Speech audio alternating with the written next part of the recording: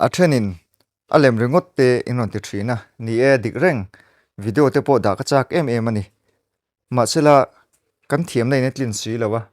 video kan han da lang tel hian copyright strike ka omang ti kan hlau si a channel tam tak a chet pha thina ni chumi chu han siam donin nam dang de ani si a han biak po zung theina number kan nei si lawa kan channel te na tur ve kan hlau wangin alem ringot karon da tel thina milo se thiam ram ula thon thlungai thlak angkhan milungai thlak sak mero ti te karil ron om thina ni chuba ka film thlante ron neya sa system ti mani khatien te kha iron soya ni e dakira te chon kan la ti chho tho tura ngai la video han siam tlun lai pa ngai ka ne wang hian khang kha kala hoi man lawa milo se thiam ram ro o thuma ka nei du mai me se thiam thina ka lo me thon thu lampanga kal nga lang luna kan hulai me khi sara ani an hian hilai vel bora bol hlote chu ha in buruk eng te mo achar khom thina a hral te hral le in chu tiang chuan e zong thina ni khat chu adan pa ngai ang bokin buruk zong chuan hilai hmuna hian akal kola bol hlo sang te an hai ko lai chuan arin lo deuh thila hmu tat mai chu thil hmu chu mi hring nge yani a han hmu chu a phu chiang hle a hlau thong hle mai mà sẽ làm sinh tùy chút tia lâu ôm rừng chút tiin han bel chiang lao thong ta khian an pan hài thok le thok lo te ala dam lo te chu han enin nar bula te chuan akut te chu an da ala dam ti hrin man mo takin abu ruak charsa to lai lira da te chu hlang thla in chu pa chu a to lai lira chuan da tumani han choi tur chu rita ti kher mai thanei ang chu som khomin tolai lira chuan a hlang thei ta rama chutia tolai lira hlan nu chuan a in lampang pan chuan anorta he na thona hmuna tang hian an in chu a hlawak lawa kongpian nor thlen chuan in lampang pan chuan a kal zela ni ma sela kongpia chuan thil dang a hmule tatlat kongpia chuan police an lo duty chung police duty mu chuan a minor mek chu ama soi saka mon tiang ti hlau hle mai amin nor pa a khuna te chu han khu thale in an lampang pan chu nakal le ta ni ma sela a hlau thong kher mai police pa ni duty te po lo ti dunin veiwa kan tlem thu le vo in duty nin om thu te an lo se dun meka chu ti lai chon sara po chu an bul lo thlengin an ni chuan an lo ti ding nge ya azam hle mai police duty chuan zona lo zol votin engei nor ti in an lo zota sara po chuan hilai vela bol ho hi kha hai thina burwok te ka zong khom thin ti na lo changa chu police duty chuan a thian no chu check tumin an bana chu ti lai tak chuan a phone chu ron ri in a phone chu an chang ta zoka chu ti an boilai chuan sara po chu akal tlang ve ta maya a thian pa zok chuan en zui vungvunga nima sela zui tum kher lo a hlau thon te reng nen an kal tlang thei ta mai chu alom hle man mo takin an in lampang pan chuan anor ta zela in an thlen chuan a minor pa chu riti tak chuan a in chunga chuan a pot lu tani ber in chunga po lu fel nu chuan a chu lai chuan han mut rem tirin police duty te khan aron zui le mai hlau hle kong khara chuan han dakin aron zui lo chu an ena min an ron hu hlau takin kong khar tang chuan a bi zui deka kong khar chu a khar zui nga la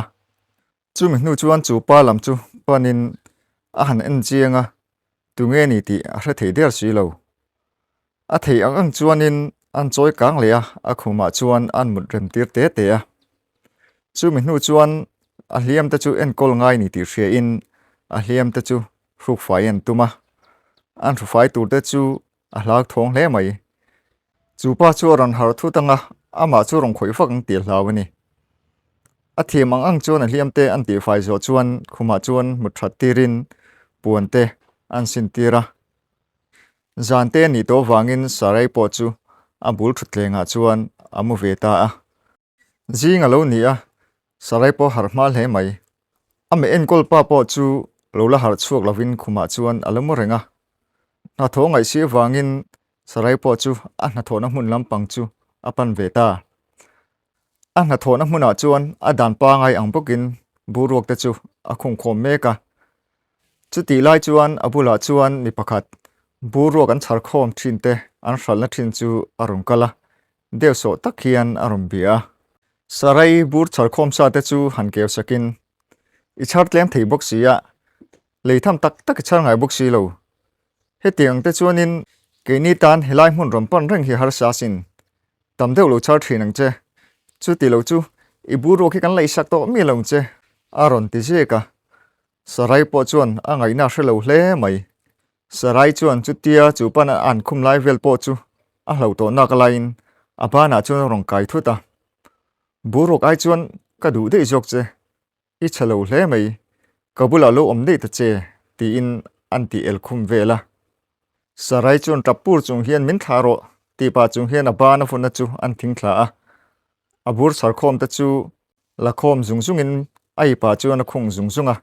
chu pa chu lau thong takin a kal san ta sarai kal ta po chu pa chuan hnung lam tang chuan enjoi vung vunga ka sei chu hriamo min ji holai ti fu zo kwang ti in an fiam ji nga la sara chu ina chuan ho nga lin chu tia a in chungan luta kong kharan khar nu chuan an le hoya ami en kol pa chu alo har to lo ni in chu pa chuan aron an khum har bor bora enga tinge helaya min hruai enga ting hetianga min siam ti in sarai ban ante chuan an koi nok noka sarai chu a trena sa hle mai a hlau thong bok si sarai chuan ti ngai na hrelo hle maya ni ma sela chu ti lai tak chuam chu pa chu khuma tanga tho deuh thu tani wangin alu ron haya sarai vuna po chu tha ngalin abul thu thenga chuan a thu ta top mai sarai po chuan chu tia om chu ngai thralwin an boipui chun zom le ngala thu thenga chuan rem takin a thu tira aron har thu tanga aron khoi leang ti hlau takin tiang keng chung hiam a pia thu thenga thu chung chuan chu pa chu a en renga an hu dewa chuan chu pa chu ron har le in sarai chu zona an zot le a ani le nga tinge helai hin ka omna chan hi min thul ro ti in an zota sarai chuan in hil then dan kim chang chu chiang dewa hrilin bul hlo bom haya eizong thin kania kan pi lo ka son bul hlo paina chumi ka highlight chuan nang hi chulai chuan thi chhongin ilo om rengani an tia chutia sarai thi seilai chuan chu pa po chuan ngun takin alongai tha ai ngai tu vung vunga angoi de vung vung huwa chuan sarai lampang chu hoin ani tak chu ichunga kalom hle mai kanun nei chan hi mani ronga talom thil hre chu ka neya amai ro chu he ka thil hre ti ataka ni le ni lo ro chu engma kala hrelo ichunga kalom tak ze zete ti in lom thu te an rila sarai po chuan lo chang let ve im engma lom te soi ngai lo ka ton angkha midang pon tong ve se an tan pui ve thawang che iron har cho le thei hi kalom khup mei ti in an soi chun zom ve ngala chutia sarai na soi zo ve le chuan chu pa chu a thut na tang chuan a ding thuta sarai lampang chu enim trong tumin akan ang zowa chuti lai tak chuan sarai po chu ron ding thutin ama arong khoi dol mu ti in chu pa chu atien king lai chuan vuwa kan tuma chu pa po chu na lo hlau thong hle mai e khai không ai takin entin ma ka ti don lo che ning khoi su thil hre chu ka nei wang ngo tania karon sui mai ka ti kha ni ron ding ani kha an tia chutia chu pain an soi chu sarai po chu ain thiam lo mel hle mai chuti lai chuan pitar pakhat chuan akar khal chu alo ti ding ve chi a adin zo chuan po na chuan chuakim mei che pakhat nen hian an in kuwa ngal chung chunga chutia in kuwa zo chuan chu mei chia lo hak tu zok chuan kanu eng ti ka nge kan hmu le thiang ke chu kom thelo ni ti in lung che tak khian a mai chu an hupa chu pitar po chuan chu nu chu lo hnemin e khai kan hmu le em ang lungai ma te che hun reila ni lova kan zona la rei hlim lungai reng reng su ama pon lo hole mai the nia kan hmu le ka ring ta te ni ke chuan an tia chu nu po chuan in kanu e soi chu ka ring ta tani an tia ti ti phung leng sang sang te an soya darkar cham ve vel je tan ti zo chuan chu pitar chu kara chuan nutin akal le ta ngala chutia kara kal nu chuan chu pitar chu thil sui vong vonga engamo ngai tu nei ni om tak hian a om renga sarai po chuan ami en kolpa chu ei turte an pe in ei turte ei zo chuan tuite an pe boka chutia eile in turan pe chu pa chu lom hle maya sarai hne na chuan lom thu a hril non le a sarai chuan puan chu pek pa in lom thu sei ngai lo ka ti kha hei sin ro forti tiang an tia chu pa po chuan puan chu la in khongai ni hming min hril them ti in sarai chu an zot nga la sara chuan sara tin min ko thiang ani le en tin nge ka ko ve don che ti in an zot chun som ve nga zata chu pa po chuan in ke chu tom ti min ko thiang ti in an sei ve nga la mutur chuan in siam rem halin chutia muturai bo sei lai chuan sara chuan tomalam pang chu hoin engtin ma mi rong khoi mi asung che lei hian man ro kain chom reng nia an tia tompo chuan makati mel hle mai engtin ma chang lo chuan sarai en reng chung chuan amua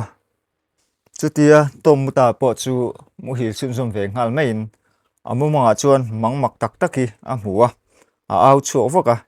chutia au chuak chu sara po chu non thre in lai chu on ngal vatim tom chu a thut na chuan alo thu chuak lol mai sarai chuan enge ni ta ti in an zota tom chuan sarai lam pang chu hoin kara thiam bik lo ka chunga hin enge mo tak chu thleng ani min chhar thei dan ringot te kha engma ka ngai to chuak zo bok si lo ka nun hlui ko om dan te kha engma hriat chu vak hi ka nei lo tlat ani min soi sakna khanin ka hriat na hi ka hlo then chiang khop mai ti in an soya sarai po chuan engpo ni sila i hliam la dam chiang lawa kha wang khanin nang mai la boi mai niang i dam chian huna chuan engki mi hra chuak le vek mayang mule toro ti in an thrila chutia ti hu chuan tompo chu amu vele ngal maya amai ro chu angai tu na a thui mel le mai sarai po chu mu chun zom ve ngalin engemo a thleng leng ti lawin tom chu en renga atu kalonia sara po chuan buruak te chu a char khom le a hral tur hian a khum khom meka chuti lai chuan an hral na thin le mi pakhathi alo in pe meka sarai po chuan ati tur chu ti zo to in abur char khom chu hral tumin an lampan chuan arong kal meka ka chu pa chuan in sarai bula ron thlen chuan hrala ron tum ti alo hrangal maya tham lo ta khian kha teng te hral tham nei to mi bukila engma thamani nang adang fa jong le la ani lo pon ni mina ka sei khai hriam ti in an lo fiam le a sarai chuan thingrim zeta changin eng ang pon tle ma sila tuna hral ka du to ni tuna hian min buk sak hal them ti in an zol ve faka chu pa po chuan ani le bukila ti in an buruak chhar te chu a buk na thlenga chuan an han da chu pa chuan a buk na thleng chu han ko pa in ente khu chiang takin ente ke je ni pot ling lawania ka soi kho oi hle le thaturania ti in chuang takhian in ti thei deuh hian an tia sarai chu thinrim hle mai i buk na hi adik lo chiang lutuk i hne na hian ka hral lawang an tia chu pa po chuan in ti vei takhian in kuang kwa chung hian o hral la tur dang chu lo wa jong ro i ta lo po hi leitur kan nga mai an tia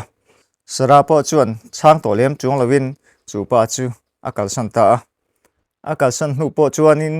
chu burok le tu pa po chu a hmui tu chung hian sarai chu a en zui renga ina sarai ho nu po chuan ai tur nei ang te chu an siama rongte a bol pa meka chuti lai chuan abula chuan tom chu ron kalin a hne na chuan sara thil hria chu eng ma chu ka nei to ni nupui ka nei to wa u nau pa po ka nei ka hria an tia sarai po chuan ai tur siam chu ron choin dokana handa pa chuan ka sei reng kha i chak tel telanga idam tel telanga engma chu hra chuak zel mayang kha ero thili thatangai lu tukania a han tia tompo chu sarai thil siam chu ei tu chuan thu in ati ti chun zum ngala sara heti kom dan hi engtin nge ko om thei ringo ti hi ka chui chuangai ni ka hrian na te hi lo le le se engkim chu ka hriat thei ka ring mel ma ka nei ang tlat mai an ti chun zum hala sarai po chuan in ni e ila hra em ang nel mai nei mo nei lo mo engpo ni se i chung te la zon hungai ni an ti chun zoma sara chuan soi chun zomin ei tu te khan e walvat la bazara kal kan ngaya nampo rong kal vela thang chung ten an zong mai thei bok che a tin ba ka I chuwa hian I har pha so tang ka ring tlatani an tia toman thil ten e zo chuan an panhi chuan an to lai lir chu norin kholaya an in si chuka thil rang rang le an veng an khuwa din munte in zo chun zom zelin tompo chuan eng mo hria chu pha ve zela an pelo ka dora chuan lu temin an pan hala doran han lu chu a hak tu pa po chuan alo chi wang hal wata coffee te lo pi ngalin tom chu an en vung vunga thuyền pa chu min lo thiam luk la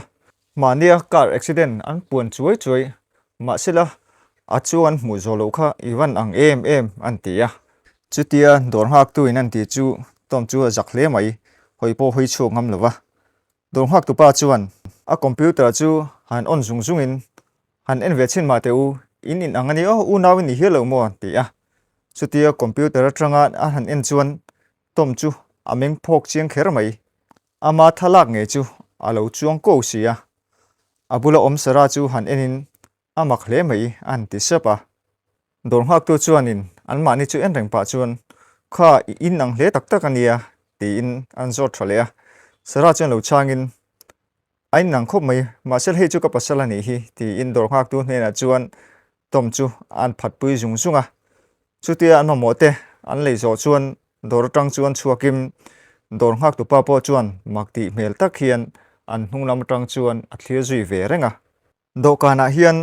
meche pakhat korpol hai hian paper hi alo check meka alo en kol meka he nu hi to manupui ani chutia lekha vela check ko lai chuan do kana phone chu ron ri in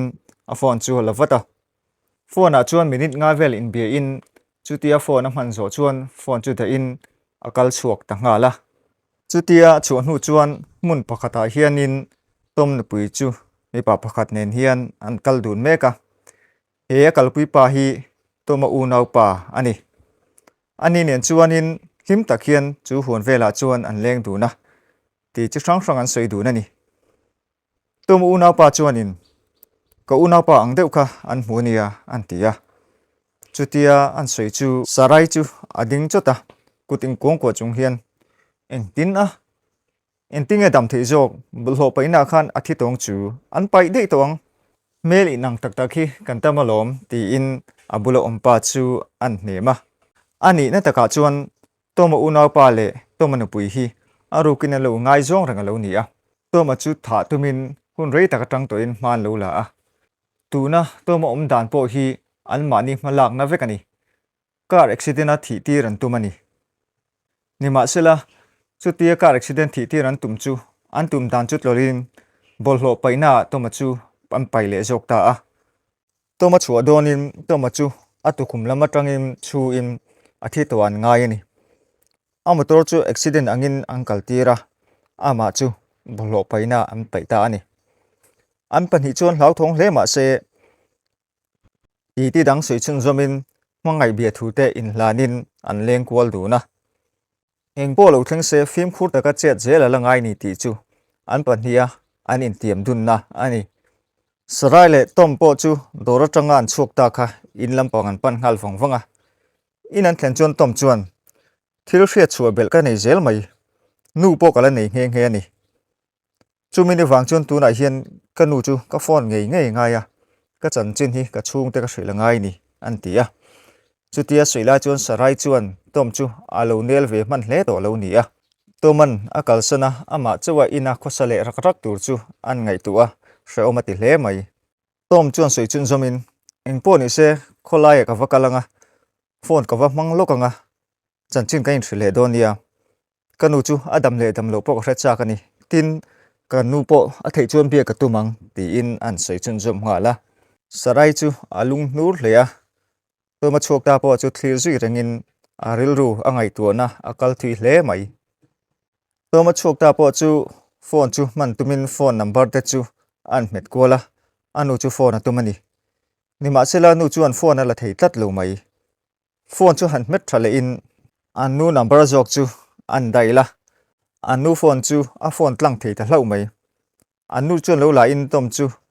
alunga chengal hle a anu chuan toma omna te chu an zota toma bik lai chuan ani po alo mel ve hle mai ni ma sila aruk tak chuan alungai ni tom chuan address te chu han thrilin noi che pakhatin a engkol dan te an thrila trap deuh pur chung chuan an nu po chuan alo chang ve zela arang theyang bera in hu in tiamin an in biak na chu an du toka chumi hnu chuan tom an nupui chuanin a bialpa tom unau pa chu bechun zom hal vatin tom ala dam thu le a address te aunom na zong zong te chu thrilin a huna chuan vakala vada thanghal turin an thril ngala chutia toman an nu biak zo chuan anu number chu an dai le a anu chuan lo la ve thei vatin anu hna chuan chanchin engkim te an thrila alunga chile hle a anu po chu lo lom hle a alunga che hle ani chuti lai chuan toman pui po chu an ina chuan lo ho ve to in anu le an pa in belai chu alo en ve renga alo lom lo mel hle mai tom le anu chu in biak zo chuan anu chu a hlim hle a afapa la dam ti hria chuan alom hle ani anhu dewa chuan sarai po chu in vela chuan tul ang te ti in alo che kwal vela tom po chu lo le tharati hle mai chumi hnuwa chuan in chunga chuan lutin anung lampanga chuan thawma hria toma angai tlatani ilovan le tharve enge chanchin ti in tu chon chung chuan alo bia ni ma sela arin lo lampang dei thila thlengta tom unau pa chu lo ni in nung lamatang chuan aron chutlu topa lia chuan amoreng mai man mo takin tom unau pa po chu po lampang pan chuan a chuak le tanghal deya tom po chu ron let ve to in kongkhar chu aron hong meka kongkhar ron lu chia chu athil mu chuan a bara khai khera mai sara chuata amoreng chu pan vatin an boy som vata aladam ti hria man mo takin khuma chuan hlang choin a boy pui ngala a ko chu huanin a en reng rengot chutia sara kut vuana en reng lai chuan sara chu alo har thuta a dan chu makate khera mai tom chuan a khoi a ngaya a suisa ngai tlatani rang takin tomana khoina a kut chu a talpit vata amuna tang chuan han in tung thawin izak chai na nge khati khan ni ko throle min siama min khoi tu mamo min khoi chu ka ti khai hriem a hmain ka pui chia tu na hetianga ka thana min thung ril tum le ti in a ang ta zeka tom chuan ding chung hian mong chang hian engtin ma ka ti lo che phone ka mang ka ron ho kha chuat lai lo om topa ka mang ang manasin min ka san dona mo ka ti ya helai hian khuma hian ka da top chuya han boi pi dan vak chaka thiam si lo iron har le the hi kalom khop mai an te zuya chutia sei chuan sarai po chuan athil sei chu atak nge ni ringa thupa te an choi hno le a toman pui le toma u po chu in mu in chutia toma la dam ti an hria chian chuan poyan ti hle a ru man sang sang ten siam dun le a ina alo ho le nge chu ngai si in thup thei ang bera an om chu ngai ti an hria an thin rim dun hle mai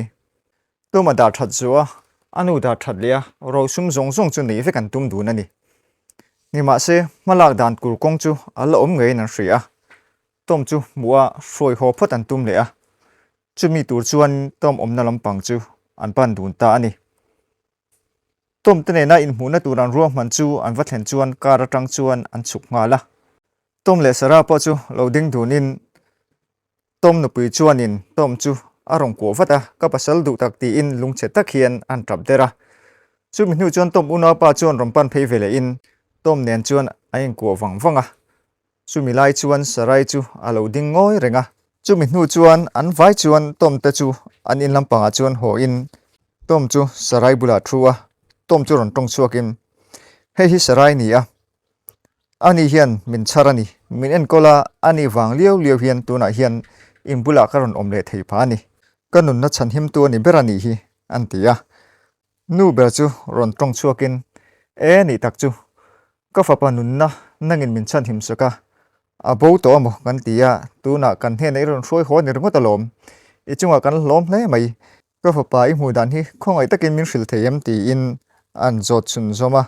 sara po chuan an zona chu changin bollo paina a chhar dan te a engkol dan te ina hroi ho dan song song te chu chip chiar takian an hrila chumi zo chuan tom chu ron tong chum zomin kanu le ka u nau te kanu pui du tak te u sarai hi kanun chan him tu ni a tin ama chuin khosa a eile bar zonna engma nei mu mal lawa chu wang chuan kan nu lai hian lo om ve mai sela tha mai lo mi ti in anu le a chung te chu an rona anu chuan ama du le du lo ni mai lom ama thu lom ti ne lo chang ngal vata anui ver mai toma u chu ron in rol ve vatin nula engtinge chu chu chan don I om pe ve tak don mi ti in ne lom vak lo hian aron zota sara po chuan in phal chuan ka pui ti lova ti ma chu ko sa ka nia bol lo ka hai thin bol lo hai ngai lova helai huna ka in lo theini chuan kalom khopang ti in a han soya sarai nu chuan a thae ama betena du boka oma shelo boka helai huna chuan a lo omang kan chung ko jinga bokan chiar tel hil mai theini an tia che ti lai chuan sara le tom po chu an lo in en huwa tom nu thu sei lai po chu tom nu pui chuan in ngun deuh hian a lo en ve bok ni khat chu sarai chuan an kota nim vel te chu phiat fa in nok vel te a phiat meka chu ti lai chuan a bula chuan tom nu pui chu ron kalin aron bia sara kan pa ne khan entiring e in ina khan in omdun ti in aron zot lola sarai chuan a hun phia lai chu an chol deta ni ning ka ria o zan ni ani jok te ti na lo changa chuti lai chuan an pia dewa tang chuan tomanu chuan anin belai chu alo thlir renga ani le room shanain mu nge khum khatain mu ti in an zota chutia an zot kher chu sarai chuan makati ve kher mai kai in lua chuan room shan thi omnem lova khatia liam kan hroi ho khan khuma ani muwa ke thu thlenga kamu mai ti na lo changa tomanu pui chuan ani tak chu kan nu pa in kar hian iron inrol thiang ti ka hlau khop mai ti nang kal sana chutia kal nu chuan anu bula chuan vakalin anu chuan alo bia buite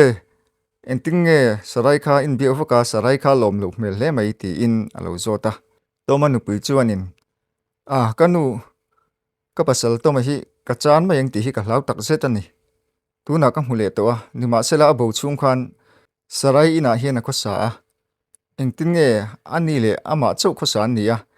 engtiang angen omti ka hracha ka ni antia anu chon lo chang hal watin muite khatin ni thik thu ti chhela tuk ma da che ani liam dam lo I pasal liam dam lo kha alo en kola achunga hian that kan chu viau turani nula fel tak ning ka hria chuwang chuanin khatiang zong khan be to re su a hantia chutia anunan ti chu alom lo mel hle mai anhu dewa chuan toma u le toma nu pui te chu ruma chuan an ti dun le a an ruam man rang te sei dun le in an chung te kalbo tir dan ngot chu an ngai tua dun le a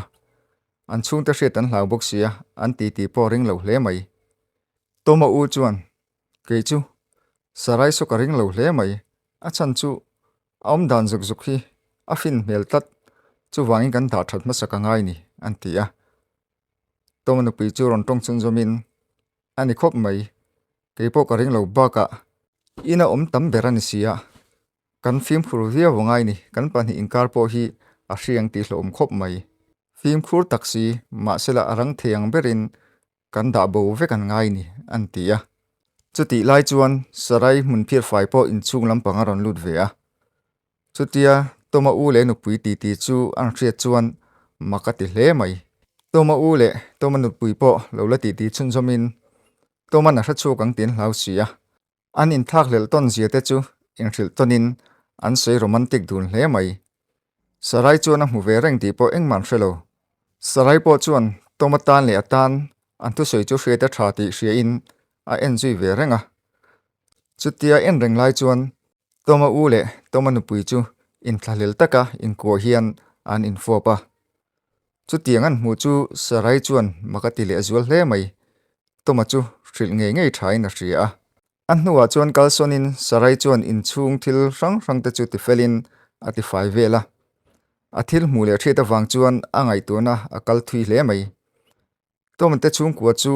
chung ku boi takani ti aring ngala toma chu engtin nga hrir hre tang ti rongo tangai tu a rilu in sorbing tak chunga na thomol mol lai chuan abula chuan toma aron lang thuta aron ko thut mai sarai chuan a thil kan chu chuata thlawin min ti phu chiang lu tu kalom an tia tom chuan in ngai tu na salu tu kan yang chu enge ilo ngai tu kul vel pa ka kan in hin nuam ti hrim hrimem ti in an zota sarai chuan ban deuh chap hian tom in hi chu anuam ve reng mai a fel poi fel hle mai ka chunga phe chuan nang chu I thalutuk midang pon sur ka ti chuang lo ania ma se nakina hunrem changa om chuan enga mo hril che ka du ni an tia tom chuan tuna sui theilo mi enge har sene nei mi khong ai takin min hruro ka chung ten an ti hriam che mi ti in an zot le a tomarel ru na ang ti lawin sarai chu an nui li ram rama tom hne na chuan ti hriam lo ka ti kha nakina ka thrilang che ka ti kha tuna chuan ti tur kalang ala tuk ti in an nui sen sena chun hulam panga chuan pona chuan sarai chuan leilon do in chungvel te chu a thian fai meka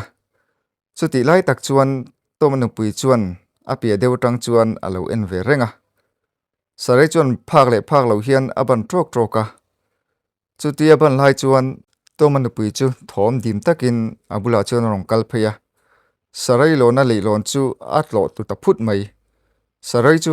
aw tuara tua lai phula chuan asai si zong hian atatha a tom chuan sarai aw thom chu hre in chunga tang chuan rang takin aron tlan choka chutia sarai tua laia lo tureng chu mu in man mo tak hian awa boy som hala chuti lai chuan abula chuan anupui chuan alo en renga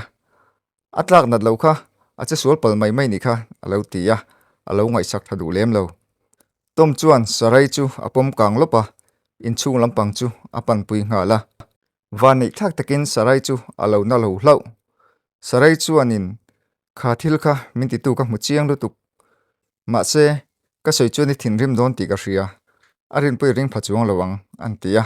tom chuan sarai chu nai se sota an ena tu na min shuro nang ma che suali ni lo mi tuinge khati kan ti che chiang takin min shuro an tia sarai chuan ani chu ti ta chuan ka hrilang che inu pui ngei kha ni ka mi siring ka mu chiang alom ko bula khan rong kala ka dina leilon kha aron tlot thu ni sarai sei zo ma chuan tom chu in rol vatin chu ti chuan ka nu pui na ti chemo awa mak ngai ve entinge chu ko oi theyang ti in an zot chun zoma sarai chuan in tom hne na chuan tom ngun devin lo ngai tharo I ma kho ka ngai wang hian ka hril du lo thleng chein tu rai hin ka hril che ngai don ni in pui le I u hi I lo ring ve thin em a ni ma sela irin em ta chuan in hele tang hian da bu chen tu machine nang ma tha tum tu che po kha an ma ni hian ni an ti lai po ka mu veka ka hra veka ni tin I hria chen du chuan an phone ni check theyang tu na po ki ma hi nok min ti em a min da bo dan ngoten ngai tu ani tin inu po da bo dan an ngai tu a ni ma sela inu hi chu ka chunga tha em ani inu pui le I u nau pa ngei hian an phia ru che a chu an phia ru na chan che po an pahnia an in ngai zon wang ani an pahni hian in nei an tuma sum le pai zong hi nei vek an tumani an pahnia ain fop lai ngei po voina chokmalam pangkhan ruma ngei hian ka mu chiang ani tom I hria du lo thleng tur thil ka hril che wangin khongai takin min ngai da mang che min hre thiam hram ro ka hun tonin azir tamol si lawa ka hril ta che ni hi ti in toman hne na chuan an soya toman chung thu an hriat chuan makati hle a sarai hne na chuan nang hian dot min hril lo te ro chung chu entinge ka hriat chua theyang imi pui zel ka ngai ni sara kan en tha ka ngai ni ti in sarai pui na chu an ngen chun zom nga la sarai po chuan ni ye tom ka thei topin ka puyang che ma se an phim khur ve to vewa chu wang chuan ke ni po kan phim khur ve wa ngai nia a hun chu aron her chok em ang an tia atu ka chuan toma u le tomanu pui po chu anin pian huana chuan an ti meka arukin sarai le toma chuanin an zui ruani chutian ti lai chuanin toma chu ambula chuan rong kal phuta makpon ti hle mai tom chuan thinrim takin in panhi chunga hian engpoi nge ka khoi kaloring ve chowa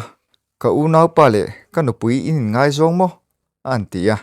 toma nu pui chu ron tong cho vatin darling I hra sulani abian lu chungchang ani kan soi ni ti in alo pha zunga toma u nau pa po chuan nia ka bian lu chungchang in nu hi kalo hrila chu bak chu eng ma kan soi lo re nia tiin an lo pha ve boka tom chuan eng pon ise unau pa kan nu hi biak fal ka du e khongai takin mi lo ka san lok te ka ring zo tho to lo che an ti maka chu tia to man an ti ta ka chuan tong po tong chuang lovin tom unau pa chu akal sun ta ngala kal chung chuan an ni chu a en ji rama chutia ale hoilai chuan sarai chu abul hnai chu nong kalin akapa tak chuan khupin aron do pop mai sarai chuan tong khumin ruwa manaten om takin siam dun wanga ni kha ilo man ni kha an la ti zuya toma upo chuan sarai ron tlona chu na ti in adom wang wanga toma kal hnuwa chuan anupui chuan toma chu an thlem vela an ku vela toma chuan akwa du mai lo nima sila chu tia an thlema an ti kwal ta ka chuan toma chu alung oi vele ngal maya lung silutuk lo chung chuan an nu chu akwa ve ta hlu hlua sarai rom kal phe chuan ron fin phein toma hne na chuan khati khai ni le don ti hrila engma lo hril lo top tu chenia kavan in sir tak kathir hril zong zong chaka thu dikani ti tu nei mu chuka ma se tu nei om dan he wa mak ve ma se in pui ngai dam thei chu alom om hle mai ka kal son phot mai chu ka ti boyang chu ti in akal son ta ngala chutia sarai thu sei chu to ma chuan an ngai to le le a pa lo riau ni hianin hratat in hervutin engma soilo chuan in lampang chu apan vele ta ngala an nu chuan awlum lam ma se engtin ma chang lo ina chuan to ma chu an nu chuan a zui zela a thiam ang tok tok chuan an thlema a zeipo a zei hle mai nima sela chutia an nu nan thlem chung po chuan tom chu alung oi thei chung lowa engma soilo chuan a thungoi renga angai tuan ero akal thui hle thung an hu dewa chuan toma chu a thuna tang chuan ading chok phuta an nu po chu ading chok rang ve hle mai an nu chu hnai taka enin ka unau pa nen hian in ngaihzawng mai ni lovin he khovela tanga mi pai bowin tumani bol hlo paina khan nang ma ni nge hian min da ani kara ka chok tur kha nang ni hian ka hnunglam tangin min chutluwa bol hlo paina jinga min paya ka thi moin ti ni chuti chuan ruwa manna in siam zela kara accident a thiang devin nang nin min siam ani engkim hi chiang takin ka hravek ani nang ni hi ka en thlareng chu tin siam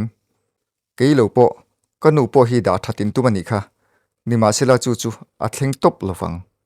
in sui thiam na turin nem an ti zuya an nu chuan irin thule isung to na vel mai mai niang accident na khan I thluk te hi so ni lo mo ti in an pa chu an zota tom chuan chuti po ni mai theini nima sela he hin en cheng vela he ta hian a hriat mayang ka thluk boile chu hriatang ti in phone chu an lek choka hei in biak na zong zong in ruam man na zong zong te chu he ta hian lang bek lo ma sela a thena jar chu hei chiang takina langani abak nge in soi thiam na tur dang te la nem ti in an nu chu an zota chuti an thil ruam man dan zong zong le an thil ti to te an panarom phot chuak vek chu in soi thiam ngai na hrelowa a chal hi adom vong vonga tom chu ron tong chuak le in tuna chon kan inkar hi engkima to pang he in atang hian engmai chhuwa pui lowanga ka ngai dam na sang bera ro chu nang le ko u nau pa chunga kalantirang police ka report lawang cheu ka u nau pa I hmangai em nian chuan him takin helai mun ni lawa mun danga in du na hmuna him takin in leng dun don dia karon ti buai mi lawang cheu ikal thei an tia an nu chuan thiam thu reng soi tur hresi lo a trapu ringota trapu chung hian tom chu akal san ta a chutia an nu kal hnu chuan tom chu ading ngoi renga angai tuna akal thui hle mai chutia ding reng lai chuan abula chuan sarai chu arong kala sarai chu lo be vatin sara ichunga kalom hle mai kamit min ti men sakani nangma wang hian keile kanu hi kan him phani ichunga kalom lu tukania antia sara chuan lo chang vatin atir kha chuan hrilche ka hrel hle mai nima sela an che dan le an thil soite ka hriat khan hril nge che kha tu si hreom ka ti sin o an tia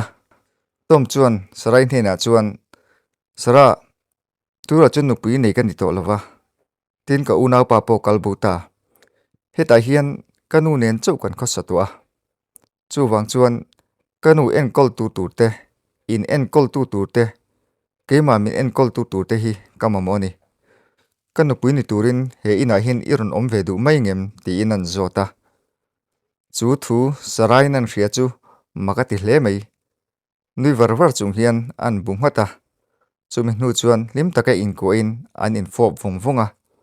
lim taka an dam chung hun zong zong mang dun turin an in tiam dun ta ani ole khati zong kha tun tuma karon ti chua le theite alo ni le ta ngai thatu te milo en sak thin tu te in chunga kalom em em e in zawa in hun man nuam le vek ule